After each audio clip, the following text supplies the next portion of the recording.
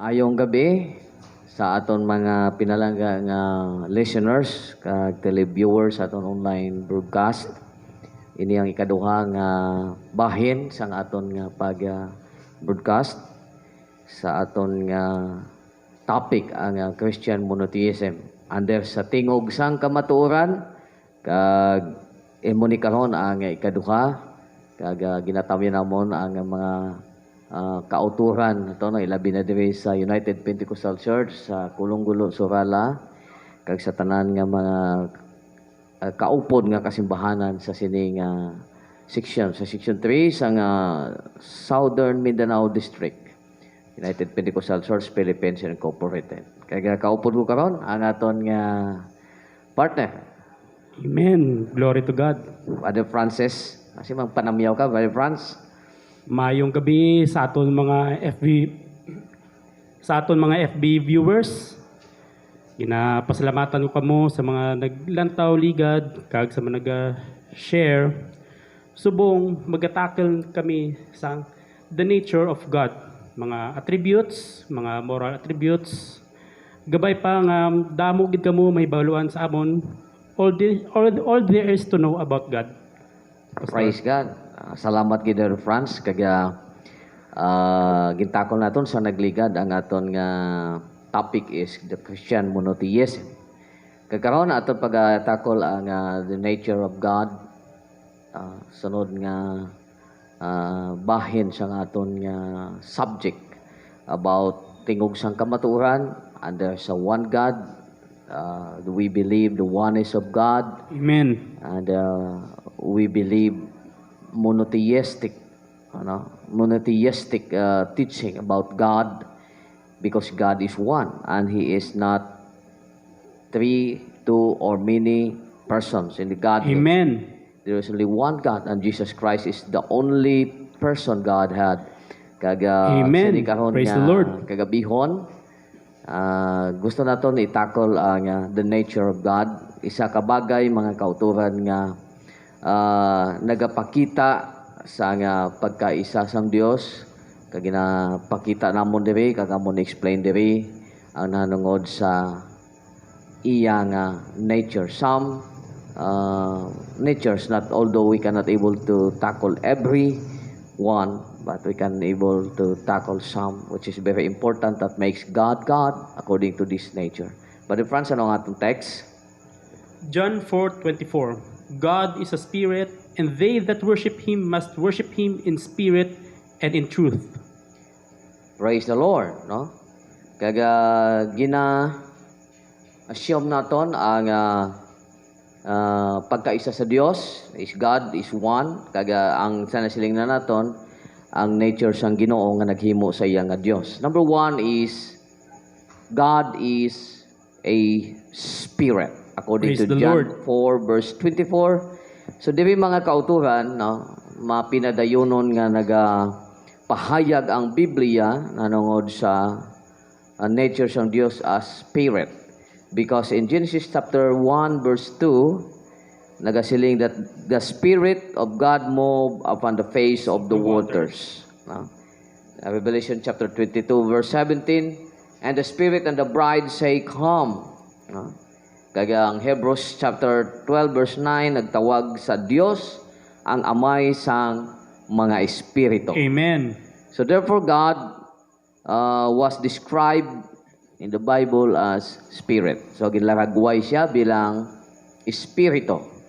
Kaya ang definition, the definition of spirit according to Webster, Brother Franz, you have unavailable. The definition of the word spirit according to Webster: a supernatural, incorporeal, rational being invisible to human beings but having the power to become visible at will. A being having an incorporeal or immaterial nature. The Hebrew word translated as spirit is ruach, and it can mean wind, breath, life, anger, unsubstantial region of the sky, or spirit of a rational being. The Greek word translated as spirit, pneuma, can mean current of air, breathe, blast, breeze, spirit, soul, vital principle. disposition, angel, demon, or God. All three definitions emphasize that the spirit does not have flesh and bones. Praise the Lord. Similarly, Jesus indicated that the Spirit of God does not have flesh and blood. So when the Bible says that God is a spirit, it means that he cannot be seen or touched physically by human beings. As a spirit, he is an intelligent, supernatural being who does not have a physical body. Praise the Lord. Thank you, Brother Franz. Very exhaustive. Ang buot silingon, mga kauturan, siyang spirito, wala siya sang physical na lawas. Amen. Invisible. Wala siya sang lawas nga kasubong sang imo kag akon nga lawas. Pero gamhanan siya kag maalam siya. Amen. Praise the Lord. No? Sa diretsyo nga pagkahambal, tungod gamhanan siya, pwede siya mag-appear kung gusto niya magpakita. Amen. Pakitaan siya. Manifest in some form. Kung hindi niya gusto magpakita, hindi siya makita natural because he is a spirit. So according Praise sa imo God. nga definition, nga ang Hebrew word ruach means hangin. Hangin or the light. Amen. The same word sa Greek word nga pneuma, nga meaning to say wind. Hangin Wind. gihapon. So magkaanggid sila, no? Kaga gi-describe niya nga amuman bisan pang mga angels and even demons also they are spirits. Kag kaangay, no, nga hindi man makita kung hindi nila gustohon nga magpakita. Amen. So sa diretsyo gid nga pagkambal, incorporeal means walay lawas. Incorporeal means walay body o physical body. Kwan siya? Immaterial. Immaterial. Immaterial. Yes. That's the nature of God. So God is a spirit. So usually God is a spirit, and since God is a spirit, ang Diyos invisible. Amen. Hindi siya makita. So tungod kay espiritu siya, hindi siya makita. Pero makita siya kung gusto niya nga magpakita. Amen. No? Nga makita man siya sang tao, kasubong sa nagpakita siya kay Moses, kasubong nagpakita siya kay Joshua, nagpakita siya sa iban nga mga prophets. Kay Abraham. No, kung gusto niya nga magpakita mga kauturan, no? Amen. Gaga si Moses, no? Ginhambalan sang Dios in Exodus chapter 33 verse 20, no? Hindi mo makita ang ako nawong kay walay nakakita sa ako nawong kag mabuhi siya.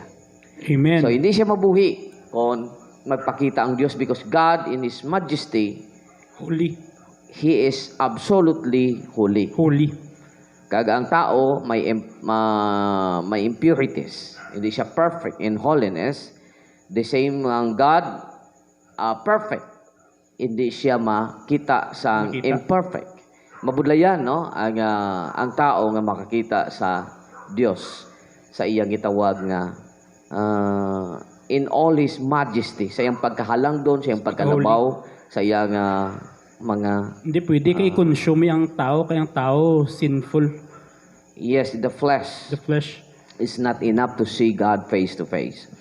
Alright? So, God is invisible. One of the nature of God is, He is invisible. Hindi siya makita. Kag, isa sa mga nature niya, Brother Francis, ang iyang pagiging omnipresent. Anong buot sila sa omnipresent? Everywhere at the same time. He is everywhere at the same time. He is everywhere at the same time. Meaning to say, Yes. He is everywhere present. Okay? Present. Kaga, ang Diyos Espiritu, may kapasidad siya nga mangin sa tanan nga doong. Amen. Because He is one of the nature of God that makes God God is He is everywhere present. Omnipresent. Amo nang kinalain, Brother Franz, no? Sang pagiging spirit sang God kaysa mga angels. Amen. Sa pagiging spirit sang God sa mga demons and other spirits. Amo nang kinalain sang God bisan sang sakay Satan. Amen. Tungod sila mga spirit beings man sila, but they are confined to some specific locations. Amen. So, ibig sabihin, hindi sila omnipresent. Only God is omnipresent God. Biskan spirit being sila, pastor, wala sila ganin nakakita sa itsura ka Ginoo. Oh, yes. Nakita lang nila sa nagmanifest ng Ginoo ito flesh. Yes. Dito lang sila makita sa angels. Pero dapat naton i-clear man na Brother Franz, no, nga bisan siya omnipresent, hindi siya ara sa gitawag nga kasubong sang pantheism nga i-equate naton o iparehas naton siya o ianggid naton siya sa nature. Nature. Nga ara sa nature. Kaya sila nga pag makita mo ang isa ka mga created beings kasubong sang kahoy, mga kasapatan, kadagatan, no? Nature. Kaga mga butang, Mga planets. sa universe. Universe. Yes. Kaga basika atungod kay ara to sila kaya ang Dios ara man dito. No, that is pantheism. Pantheism. God is not that. Tungkol kay ang Diyos iya, Brother Franz, may ara siya gitawag nga individuality, may ara siya nga personality, kag may ara man siya nga intelligence. Amen. Praise the Lord. So, amo na mga kauturan nga dapat naton ginapahayag naton, kag ipinapaintindi naton that the omnipresence of God is not pantheism. Amen. Hindi siya equated sa nature. Na? Si Solomon, no? Nakakilala kang nakahibalo, no? Kag gin-recognize niya ang pagiging omnipresent sa aton Ginoo sang nangamuyo sa templo. Siling pa niya in 2 Chronicles 2:6 and 1 Kings 8:27. Nagsiling pa niya, behold, the heaven and the heaven of heavens cannot contain thee. Na? So, ang langit, kag ang langit sang mga langit, hindi pwede makapasulod sa imo. Grabe. Hindi pwede makakontain siya. Hindi makauyat sa iyo o makapasulod sa iya. So, ginapahayag lamang sang Dios ang iyang omnipresence, pinaagi sa pagsilinga, ang langit, amo ang akon pulungkuan o akon trono, kag ang lupa, amo ang tulungtungan sa akon mga tiil. Wow. Grabe. Praise the Lord. Si Pablo, nagsiling man si Pablo, no? In Acts chapter 17, 27 to 28, nagsiling pa siya, siling niya, siling pa niya, for in Him we live and move and have our being. Hindi kuno layo ang Dios sa aton. Kaysa Amen. iya kita nagkabuhi, kag nagahulag, kag nagkaangkon sining aton pagkatao. Amen. Ayon.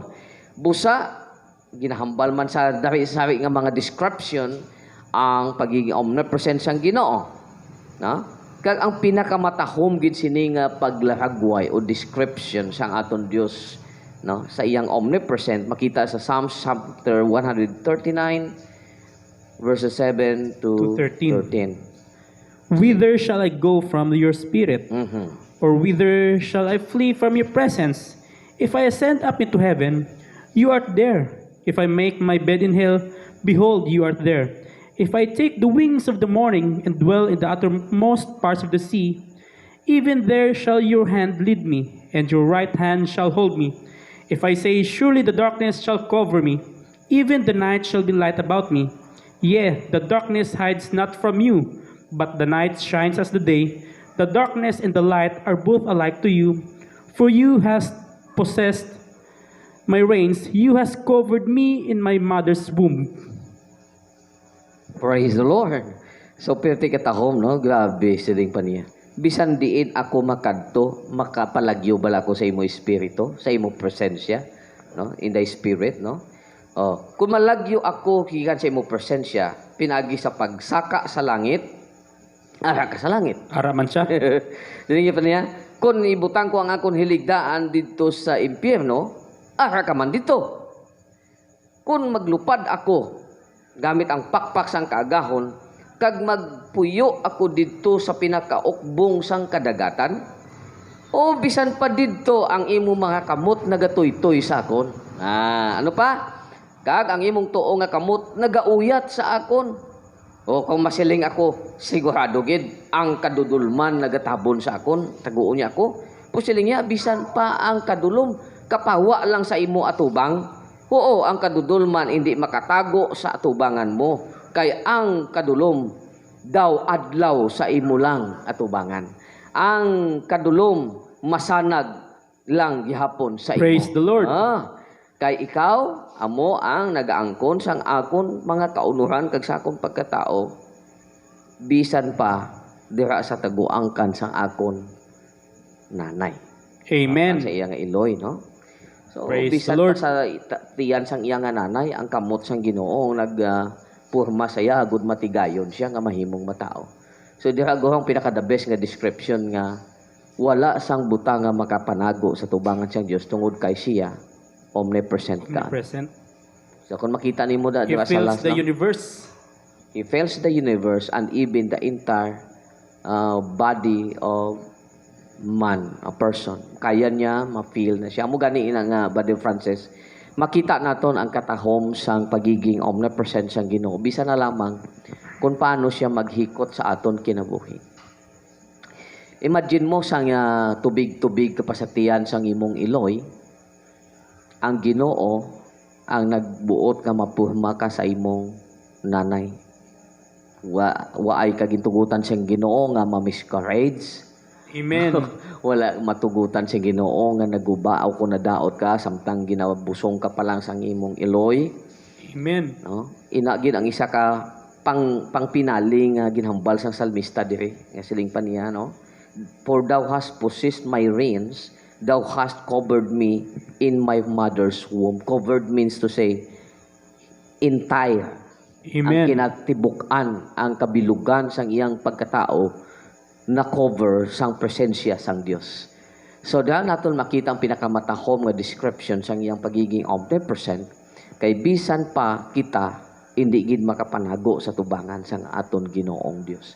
He is omnipresent, He is everywhere present. Nga bisan pa sa tiyan sang aton iloy, He knows us. Nabalaan niya Amen. kita. Praise the So, Lord. kaya pag magsiling sang Dios nga ang tao nagatanaw lamang sa pangguha, no, nga bahin sang tao, pero ang Ginoo iya nagalantaw siya sa kasing-kasing.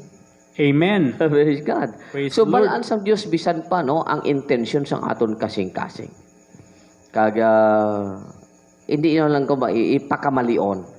Kay ang Dios siya hindi makialam sang aton desisyon. Bisan nakahibalo siya sang aton intention.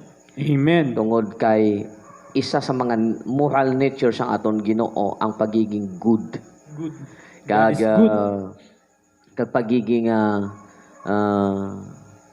tungod sa maayos siya, ginhatag niya na sa aton nga kahilwayan ang aton pilion. Kaya hindi niya kita diktahan. Ay, amo ni, siyempre, nagsiling siya sa aton nga, amo ni ang hindi ko gusto. Amo ni ang gusto ko.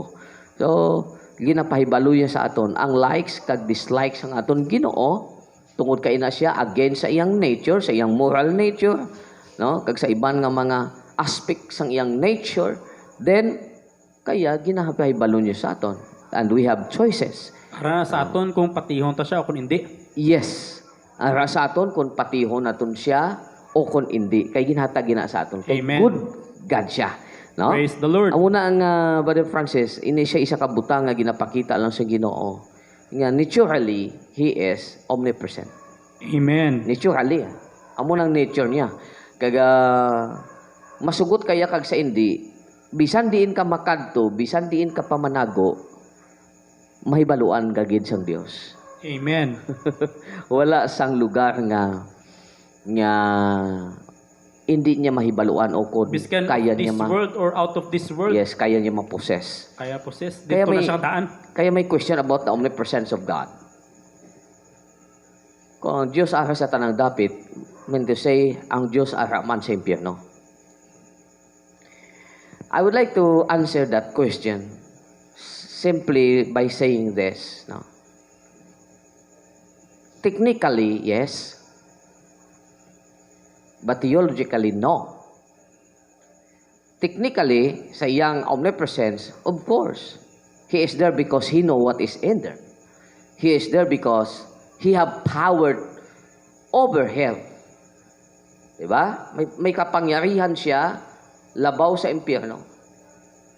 Kaya, dito, kaya niya makontrol o kung ma-influence bisan pa ang hell.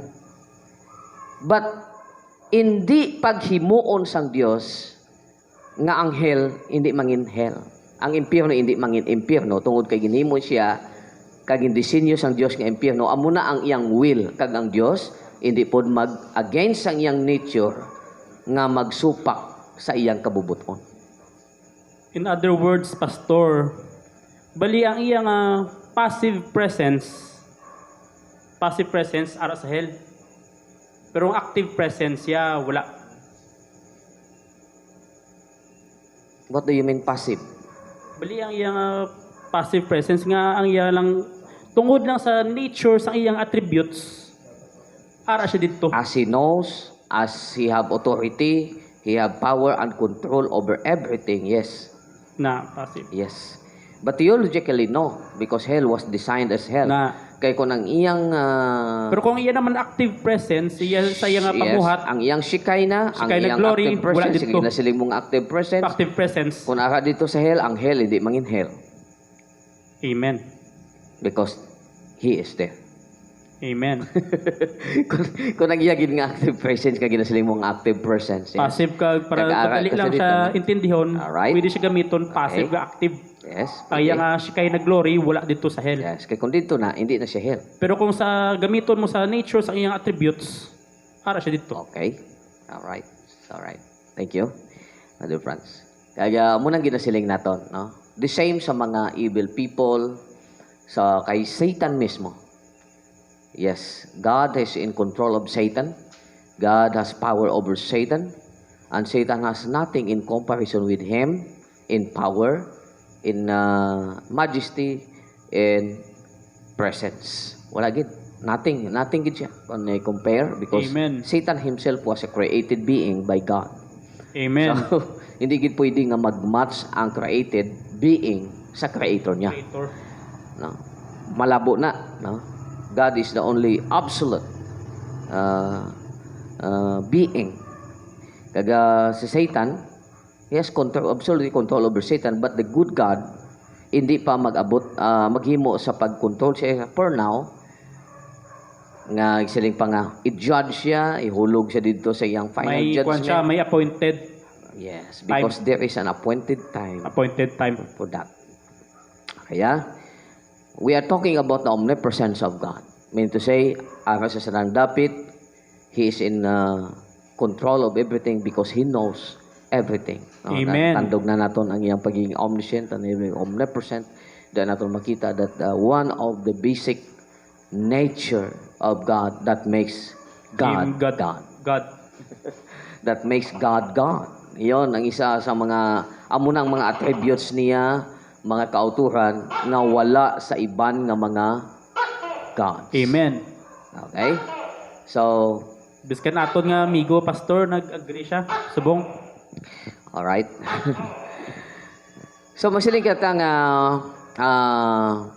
kung ang Diyos ko, no, mga question, kung ang Diyos, omnipresent, nga agin describe siya nga kasi sa langit.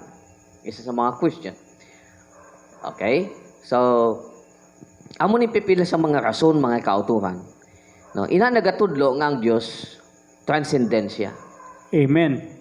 So pag magsiling kita transcendent, hindi naton lubos maintindihan kung matungkad sa aton finite mind ang isa ka infinite God. Kag isa sa mga basic attributes ang aton Ginoo is ang pagiging wonderful. Amen. So kung wonderful ang Dios, hindi naton siya matungkad. Hindi siya matungkad. Otherwise, He is no longer wonderful if our finite mind can able to decipher Kaya kung everything about kaya siya, pastor, matungkad sa isip sang tao, but silingon, hindi na siya silimbahon eh. Kamuga na. Pwede na siya malibel sa tao. Pwede siya malibas sa tao, kaya kaya naman siya So tungkad. God is transcendent. Transcended, Yes. hindi gid makaya makan. He's beyond human understanding and He is not bound or limited to earth. Amen. So naghahambal na siya nga siyempre, langit, dito sa langit. Ikaduha nga reason, nag-refer ini sa center sa reasoning activities ng Ginoo. Isiling abi naton nga daw headquarters niya. Center, pa siyempre pag siling Headquarters. pag siling abi naton langit, wala man taga-tudlo sa dalom. Pag siling abi naton nga langit, ibabaw gid. Babaw gid. So kapag magsiling ka ang Dios ara sa langit, but siling labaw gid siya pemi. Amen. Hindi pwede siya naton maabot. Wala, kaya ang description, maintindihan naton nga tama ang Dios ara sa langit, hindi naton siya maabot. Amen. Alright. So, subong siya na. Pangatlo nga reason, refer to God's immediate presence, that is the fullness of God's glory and powers no mortal can see and live. Bot silingon, hindi naton siya kaya maabot, hindi naton siya kaya matungkad, hindi naton siya makadtuan. Amen. So, munang buot silingon sina, no? Kay dito ang presence ng Diyos. So, kung di ng presence ng Diyos, hindi siya pwede nga kung gusto ng tao makaabot dito, makaabot siya. Kaya tama lang ang description nga, God is in heaven because man is on earth. Amen. Tama lang na, di ba? Kaya ang tao sa lupa, so, tama lang ang Diyos sa langit. Ano pa?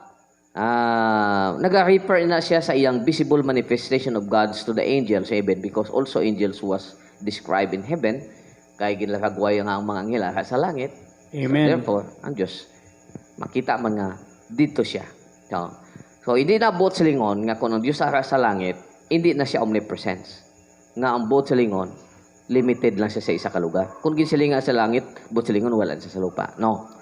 He is not limited to that. It is just an expression nga kung sa diin ang lugar sang Diyos. Okay? So, amo man, no? Pag magsiling abi ang Bible nga, ang Diyos nag-abot sa lupa o nagkari sa lupa. The same no eh. The same. Magkaanggid lang siya, no? Amen. So, wala na nag-negate, no? Wala na nag-supak sa pagiging omnipresent sa Ginoo, kundi ina nagkahulugan lang nga ang focus sang iyang activity ara nag-abot sa lupa. Halimbawa, si Moises ang nagsulat sang Ten Commandments. Si Moses ang nagsulat sang Genesis, Exodus, Leviticus, Numbers, Leviticus, kag Deuteronomy. Kag every time nga magsulat siya, no, nga nakita niya ang Diyos diri, tama lang na naog sa lupa. Kapag ang prophet mo siling God came to earth, buot silingon, in human's perspective, nakita niya nga ang Diyos namuhat diri sa lupa. That's why, ang writer magasiling nga, na naog ang Diyos sa lupa. Kaya nakita niya ang buhat ng Diyos diri sa lupa. Amen. Praise the Lord. Ba? Something like that. Very easy. No? Kaga, daan natin makita nga ang meaning sa gitawag nga pagisiling ang Diyos sa langit, kag ang Diyos na naog sa lupa. Hindi bot silingon nga limitado ang Diyos. Kundi according sa perspective sang pwede lang madali maintindihan sang tao, nagsulat siya sang mga bagay nga mahapos kag madali maintindihan sa aton tawuhanon nga mga panguna-una. Amen. Pero technically God is everywhere. Right? Amen. Ang pamangkot nga sunod, does God have a body? Ang Diyos ba may lawas? So, tungod nga ang Diyos, espiritu nga hindi makita, kag ara sa tanang dapit, or omnipresent, of course, certainly and naturally, wala gid siya sang lawas. Amen. Nga kasubong sang imo, kasubong sa akon. Ano na lang kung ang Diyos may lawas, nga kasubong sang imo, subong sang akon, kag-ara sa strang dapit. Huh? Paano mo siya i-describe? May isa bala sa kabilog lawas nga perti ka dako-dako? Nga paghulag sa pagliso ya pa lang sa bilog sa pagligabay nga liso niya ga oruyog tanan sa kalibutan, sa kalangitan, kag sa bilog nga universe? Of course not, because He is omnipresent. O kung may ara ba sa perti ka na mo damo nga lawas nga bisan di nga lugar, ara may lawas siya to, no? Makita mo nga gagmay, little version. I don't think so. Hindi subong sina. Kundi bilang omnipresent, wala siya sang body nga kasubong sang aton, as we know, no? Amen. Kundi naga-assume lamang siya sang narisari nga mga dagway o konporma sa isa ka temporary nga pagpahayag sa bugos nga Old Testament. No? Agod nga makita siyang tao. Halimbawa, kay Moses, nakita siya sa burning bush. Dito sa bukid sa Sinai, nagadila abang kalayo dito. Sa pinit nga way kasunog. Yes. Yes, so like that. Kay Abraham, no? Nagpakayag mo siya. Paya bilang tao. Kay Joshua, bilang kapitan sa mga kasoldaduhan Captain sa of the Diyos. hosts. So, pero wala ang Bible sang record sang permanent bodily manifestation of God, of course, until Jesus Christ. Amen. Wala pa si Jesus Christ. Talking of the Old Testament. Pero, sa araw na si Jesus Christ na tao, siyempre, ang Diyos, nahayag siya sa unod. Amen. Diyos siya nga nahayag sa lawas ang tao. 1 Timothy 3:16. Yes. Kagkaron, ang Diyos may ara na siya nga glorified immortal human body. na Amen. nga mahimo naka-confine sa pagkakaroon dito ang human body niya sa langit. But God never ceased to be omnipresent. Amen. Para maintindihan nato na, kay siyempre, damo abi nga nagkamali sini sa pag-intindi ba de France. Lalo na sa mga nag-adhere sa Christian Trinitarianism or Binitarianism, Unitarianism. Unitarianism nga siyempre kay bahulog sa pagiging duha ang Dios kung i-accept nila si Jesus Christ as another sila nga person of God. So since they believe that God is a spirit, it is hard for them to understand why there is Jesus Christ, which is also known as God. So kung ang Jesus Christ is God, then maintindihan nila nga hindi na one God. Hindi na eh. Yes. Pero dapat nila maintindihan nga, subong sila yung description. Jesus Christ has a human body like us, like you and me. And that human body was confined to one place. But God is omnipresent. He is everywhere present. And this body of Jesus Christ was the body of God manifested on earth. Para Amen. maintindihan ginaton sa pinadaling istorya, sang nagkayab ang lawas ni Jesus Christ nga nakita sa mga apostol pabalik sa langit, dito na siya, wala na siya dito sa lupa, ang human body. But God is still in heaven and earth at the same time, bilang omnipresent God. Amen. Okay? Para madali natin maintindihan, no? Amo na para maintindihan natin. So, ang mga terms, no, sang wala pa si Jesus Christ, sa Old Testament, kapag magamit abi ang term nga, the heart of God, the eyes of God, the hands of God, mga expressions na siya, no? Sige, The right tawag nga. hand of God. Yes. That is called literary technique. Literary technique na, mga pinalangga na mga televiewers, I mean to say, gintawag na siya nga anthropomorphism. Kaya ang Greek word nga anthropos means man. So, silingon, kapag siling hand, nag-express na siya sa ginatawag na Right hand, express ang power. powers ng Dios, yes. Kung magsiling abi nga the heart of God, naga-denote na sa iyang balatyagon, sa iyang intellect, sa iyang love, no? Hindi ay isa ka blood pumping organ nga para sa imo kag akon. Hindi na yamong silingon sina. Kung magsiling naman ang Dios nga ang akon trono sa langit kag ang akon ang lupa tulongtongan sang akon tiil, nagahambal ina sang iyang omnipresence, Brother Amen. Franz. Hindi sa isa ka dako nga tiil nga nagtungtong sa lupa. Bao, ano na lang na kung dako nga tiil, no? So hindi sing subong sina, no? Hindi siya sang physical nga body. Pero ang iban tiil. sina pastor, why kay chindi? Pareho abi si Jesus Christ seated at the right hand of God. Ang pagkaintindi nila nga si Jesus Christ sa iyang literal nga nag-sit siya sa right hand sang Ginoo. Yes, because there is a biases. There is a biases. Bali ang Ginoo may right hand, understanding. daga mo ni siya. Yes. Tapos dira nagpungko si Jesus Christ. Sa mga biases abi sang understanding because kung ang imo understanding about God sa mga gisiling nato sa introduction pa sang nagligad naton nga segment nga automatic pagbasa mo pa lang sa word nga God to the Christian Trinitarians, they automatically understood as three persons. To the Binitarians, they understood it automatically as two persons. So, kapag magsiling si Jesus Christ naglingkod sa tuo, automatically, they understood it as literally tungod kay ang bias ang ilang panguna-una because they believe that there are three persons in one God. Something like that. Siyempre, magkaroon ng problema na because when we talk of the omnipresence of God, are you saying that the Father is omnipresent and the Son is omnipresent and the Holy Spirit is also omnipresent? Or at least, I am asking now, are there three omnipresent beings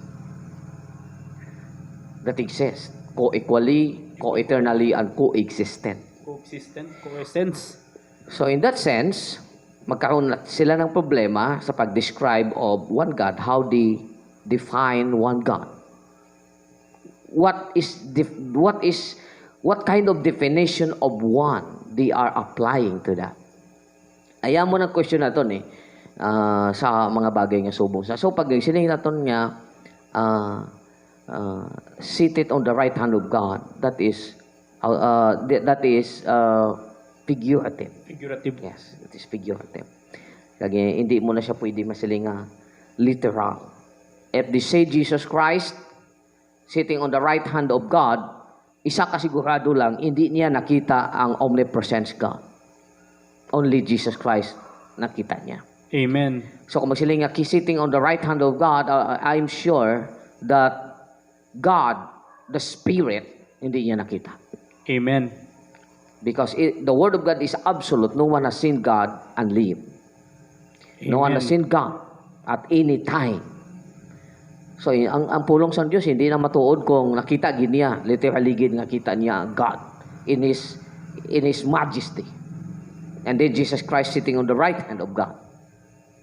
Sitting at the right hand of God. But silingon si Jesus Christ, nagbalik lang siya sa iyang authority or power sa iyang pagiging God. Yes, maintindihan niya. Iyang dignity. Maintindihan niya nga ang representation ni Jesus Christ is as the one sent by God. The body representing God, the totality of God. Amen. But He is not God in all, sa gitawag na ito nga totality, bala siling sang na-confine sa lawas niya. Although He is the fullness of the Godhead in bodily form, makita naton. Kaya nakita niya magsiling niya Jesus Christ sitting on the right hand of God because He is the only God that can be seen. Siya lang ang Amen. Diyos nga nakita sa lawas, kag ang Diyos hindi niya makita at any time. Kaya ginamit niya ang term na sitting on the right hand of God, mean to say, in power and in authority, this body which is called Son is next to God, is under to God. Or, Amen. O gitawag nato nga inferior to the fullness of God. But He is just the body of God expressed. He is the body of God or God expressed in flesh. Amen. Yes. Okay? Di na ta. So, kung nagagamit man mga kauturan ang referensya sa Bible na nangod sa heart, hand, eyes of God, that is nagakahulugan lamang mga kauturan nga anthropomorphism, figurative language. Itawag nga literary technique, no, sang writer para ma-express niya ang Dios nga maintindihan siyang tao. Halimbawa pag sila nga the heart of God, ginhambal niya ang heart siyang Ginoo tungod naintindihan niya kung ano ang Dios nag-love. Ang emotion. Yes, Emotion sa emotionally, Ginoo. the love of God, intindihan niya na ang Diyos pala ay marunong din masaktan, na ang Amen. Diyos pala ay marunong ding magalit, Amen. ang Diyos pala ay naninibugho rin. Praise the Lord. Mayroong ganon. Kaya ginhambal ka, gin-express na ang ina nga mga emotions, ina nga mga feeling, ina nga intellect, maintindihan sang tao, tungod kay ang tao, in the same way, may subong sina. Kagin-express man sa tao nga, nasasaktan yung puso niya, natutuwa yung puso niya. So, ibig Amen. sabihin, kung mayroong ganyan ang tao, pag sinabi ng tao, ng writer, about the heart of God, he is also expressing this same thing kung ano ang nararamdaman ng tao. Kaya madali siyang maunawaan in terms of human emotions or human heart or human feeling. Amen. Human terms. Human terms ang Yes. ginagamit para Yes. may dasig makatch up sa Yes. listener or reader. Yes. Because the transcendent God is not automatically understood by human and finite men or human being like us. Amen. Kaya nagagamit ang mga writers ng mga expressions sa mga bagay the best way possible in order to make God known to us sa aton para madali kita maintindihan kag makilala sang tao ang Dios. Subong sina mga kauturan. Okay? So, na naton makita na, no? Ang sunod nga nature sang Dios is omniscient. Omniscient, all-knowing. Omni means all. Omniscient, so he knows. Kag makita naton di Psalms 139 verses 1 to 6 nagatudlo sa aton mga kauturan that God knows everything. Everything. Everything. Wala sang butang nga wala naintindihan sang Dios, including our movements, our thoughts, our path, our ways, and our words. Kaya gani, may possibility nga masiling naton nga sa last days, sa white throne judgment, pagbuksan sa Dios ang tanan nga mga libro, books, plural. Mean to say, posible nga record sang aton mga thoughts, record sang aton mga words, record sang aton mga works. Amen. Posible na nga pangbuksan na ang Bible, Word of God, which is also one of the basis nga pagabasihan sang Dios sa judgment letter down. And the last book and final book to be opened is the book of life. Kaya, subong sina, because God knows every thoughts that we have. Tanan nga mga huna-huna, mga dalanon, ang aton, mga balatyago na intindihan sang Dios. Yes, because He knows all things. Wala sing butang nga natago. Amen. Okay? Bisan si Jesus Christ na practice niya na because nabalaan niya kung anong ginaisip sang tao kaya nagahimo sa mga stories nga mag-answer sang mga ginahuna-huna sang mga tao. Amen. Yes. So, si Jesus kay balo sang huna-huna sang tao because God is in him. Amen. God is in him. Yes.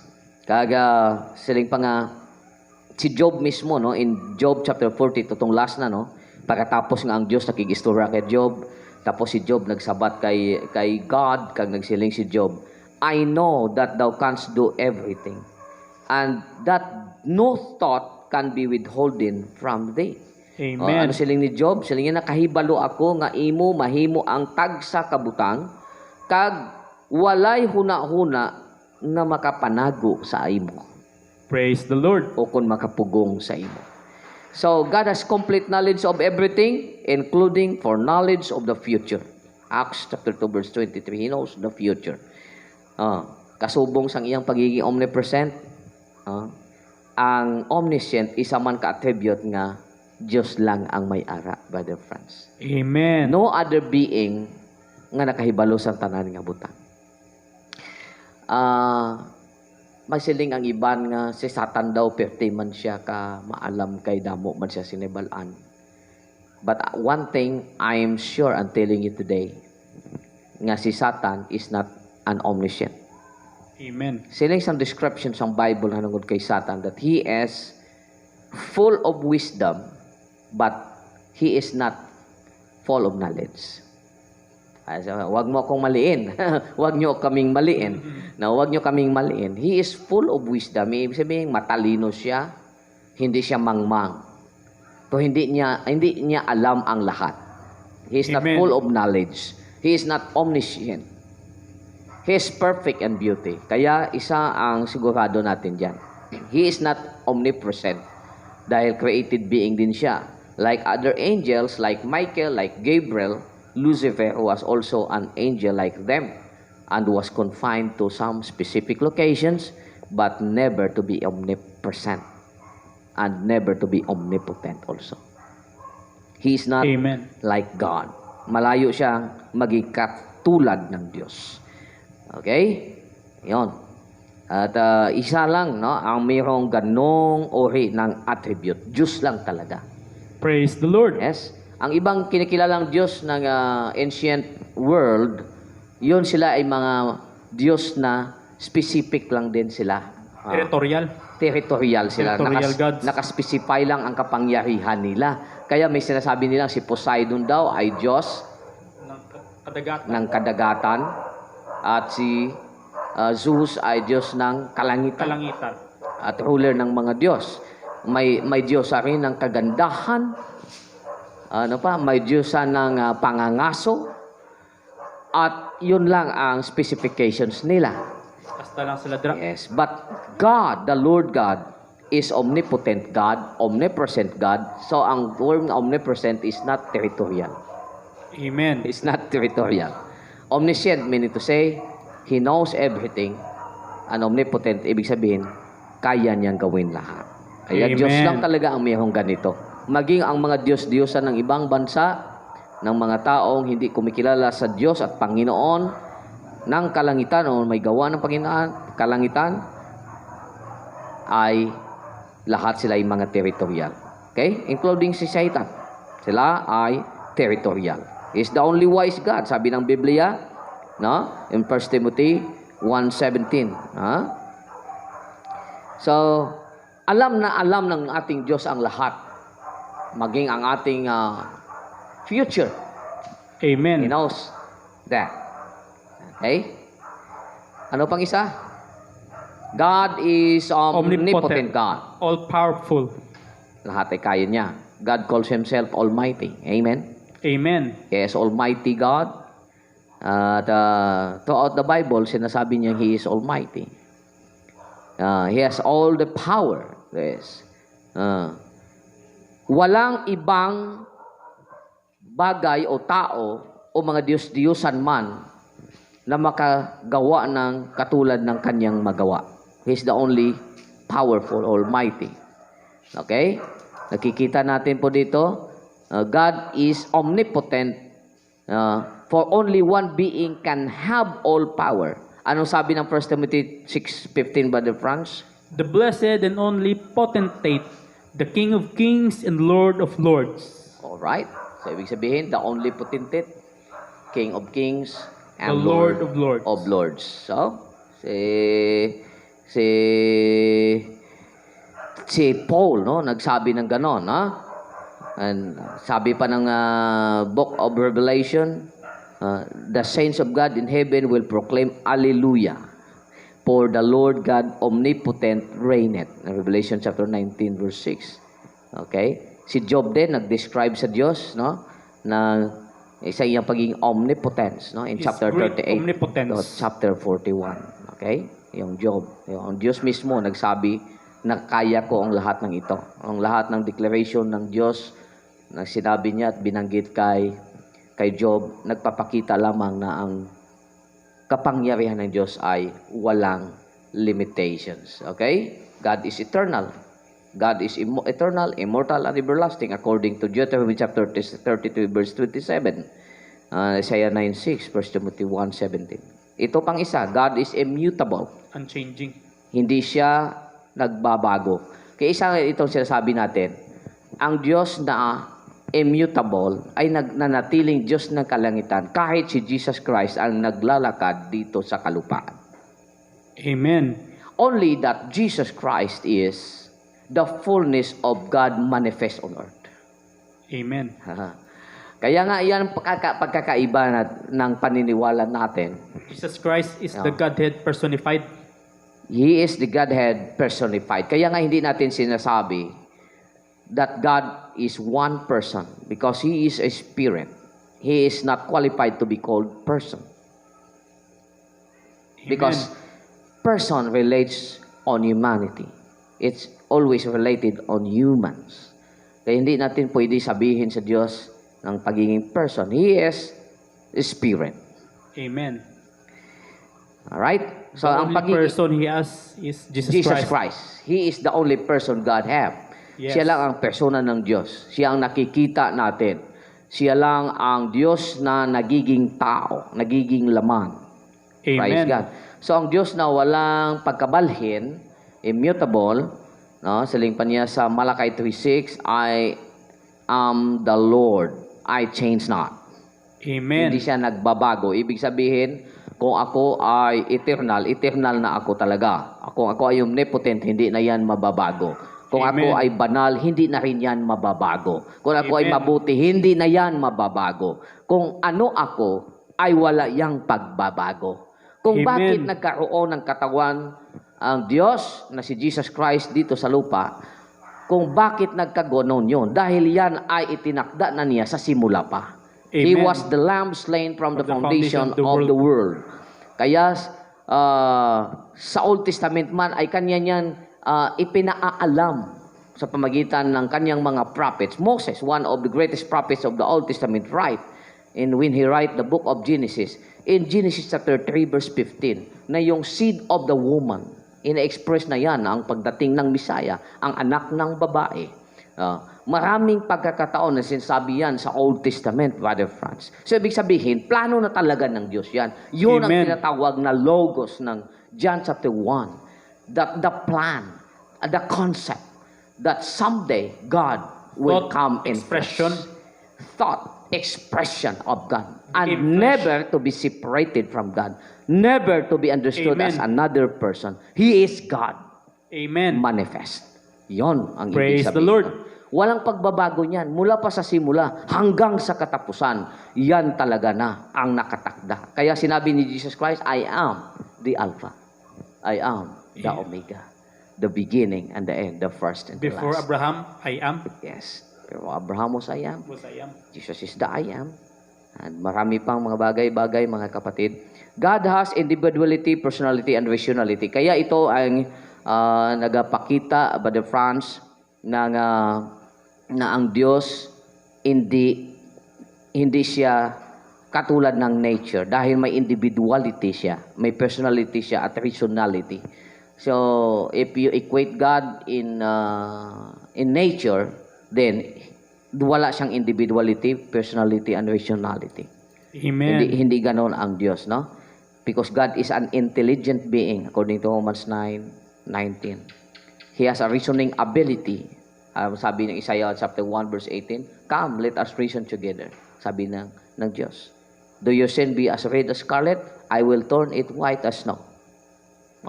So, God has reasoning ability. Ibig sabihin, ang Diyos ay may individuality, may personality, and rationality. Ito, ang isang attribute na ito, Brother Franz, ay nagre-refute din sa Christian Trinitarianism and Binitarianism. Bakit? Dahil kung three persons sila, ibig sabihin, Distinct. there are three individual being, there are Distinct. three personal being, there are three rational being, which is an outright tritheism belief. Amen? Amen. Yes, praise the Lord. Kaya sinasabi natin ang Diyos ay ganon siya. Marami pa tayong pwedeng sabihin na tungkol sa attributes ng Panginoon. Mayroon pa tayong kukunting mga panahon. Okay.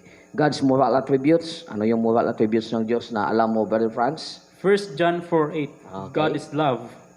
God is love. God is love. God is light. God is light. God is holy. Holy. God is merciful. Merciful. God is gentle. Gentle. God is righteous. Righteous. God is good. Good. God is perfect. God is justice. Justice. God is faithful. Yes. God is truth. And God is grace. Wow, ang dami, di ba? Mga moral attributes ng ating Panginoon. Hindi yan nagbabago. He is 100% love. He is 100% mercy. He is also 100% just and holy and righteous and true God. Kagatanan nga mga moral attributes sa pastor, wala na siya ka-contradict. Wala nagka-contradict. Hindi pwede lapakon ang iyang justice para ipairal ang kanyang pag-ibig, pagmamahal. Pag sinabi ng Diyos, mahal niya ang tao. ng justice para ipairal mo ng pagmamahal. Hindi ibig sabihin na dahil ang Diyos ay pag-ibig, kahit makasalanan pa ang tao, ay kanya pa rin itong ililigtas. Hindi pwede yon dahil hindi yon siya righteous pag ginawa niya yon. Kailangan rin, each one of these attributes must be satisfied. 100% yun. Should be satisfied. Should be satisfied. Kaya kailangan ang tao ay hindi talaga magiging makuha muna yung pagiging makasalanan niya. Makuha anay ang pagkamakasasala niya kag mahimo siya anay gid iya nga matarong sa tubangan sang Dios kag siyempre ang Dios nga gugma nag-provide sang paagi, ang Dios nga maluluyon naghatag sang sarili para nga magkaangkon man kita sang paagi, ways and means para nga mamatarong kita balik sa iya. So, ang Diyos naghimo sila tanan para nga mapatigayon kita because He is love and mercy. But He is so just and holy. Kaya, every moral attributes of God was been satisfied at the cross. Amen. At the cross. Kaya, pag ang tao ay napangaralan ng banal na salita ng Diyos at sila ay nagtumanggap, nanampalataya siyempre, at sumunod, sila ay nagiging righteous sa harapan ng Diyos at nagiging holy din dahil si Jesus Christ ando na sa kanila. Amen. So, both moral attributes of God which is 100% hindi pwede ma-tarnish. So, it was been satisfied through Jesus Christ because Jesus Christ can satisfy God. Only God Amen. can satisfy God. Kaya, Amen. doon nagkaroon tayo ng Jesus Christ appease God. oh, yes. Because God is in Him. Natural. Amen. Natural yun. Yun ang kalooban ng Diyos na mangyayari. At kaya, yun lang ang paraan ng Diyos na tayo po ay maibalik at ma-reconcile. Yung term Reconcile. na, ayan, yung ang term na maganda. Kaya, sabi ng Romans chapter 5 verse 1, now we have peace with God. Amen. Yes, yung peace with God, ibig sabihin, nanumbalik na po tayo sa Kanya. Hindi na po tayo magkaaway ng Diyos natin. Praise the Bagkus Lord. tayo po ay nagiging mga lingkod na sa Kanya. Mga alagad. Praise God. Praise God. Ano pa? Tapusan tigin ni siya? Ano ka oras nagsumbod na gina mga 40? Okay, Brother Franz, tapusin mo. Theophanes. Theophanes. Theophanes, actually natin Theophanes, nagpahayag ng Diyos sa Old Testament, mga kauturan bilang Theophany, kasubong sa nga burning bush kay Moses, tao sa kay Abraham, kay Joshua as captain of the host, atong nagpahayag ang Diyos sa bukid sa Sinai, the rock, nagasunod-sunod sa ila, gatag tubig, kagawadah mo pa sa Old Testament Pero sa pagpahayag nabalata, sa Diyos. Pastor, ang ultimate nga theophany sang Ginoo is Jesus Christ.